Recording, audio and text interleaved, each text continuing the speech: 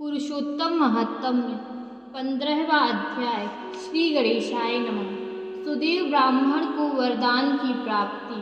वाल्मीकि ऋषि कहने लगे, इस प्रकार विष्णु की स्तुति कर ब्राह्मण हरि के आगे बैठ गया। तब भगवान ऐसी स्तुति सुन बोले, हे वत्स, तुमने बड़ा घोर तप किया है, इसलिए जो इच्छा हो वर मांगो। सुदेव बोला, हे नाथ, जो आप प्रसन्न हुए हैं तो मुझको एक श्रेष्ठ पुत्र दीजिए। इस प्रकार ब्राह्मण के वचन सुनकर श्री भगवान बोले, हे वत्स, पुत्र का सुख विधाता ने तेरे भाग्य में नहीं लिखा।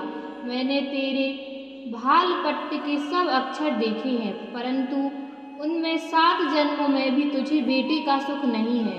भगवान के निष्ठुर वचनों को सुनकर जड़ से कटे हुए वृक्ष की तरह वह ब्राह्मण पृथ्वी पर गिर पड़ा। गौतमी अपने पति को इस प्रकार पड़े हुए देखकर अत्यंत दुखी हुई और स्वामी को पुत्र के सुख से रहित देखकर रोने लगी। फिर वह स्त्री धैर्य धारण कर अपने पड़े हुए पति से इस प्रकार बोली, हे नाथ, धैर्य धारण कीजिए। उठाता ने ललाट में लिख दिया है, वह अवश्य ही भोगना पड़ेगा। इस प्रकार उस स्त्री के तीव्र शोक से युक्त वचन सुनकर गरुड़ जी विष्णु भगवान से कहने लगे, हे हरे, आप इस शोक सागर में डूबी हुई ब्राह्मणी के गिरते हुए आंसुओं और व्याकुल ब्राह्मण को देखिए।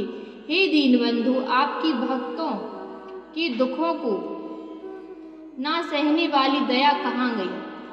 आप में करने ना करने की सब सामर्थ्य है। मेरी प्रार्थना है, इसको पुत्र दो।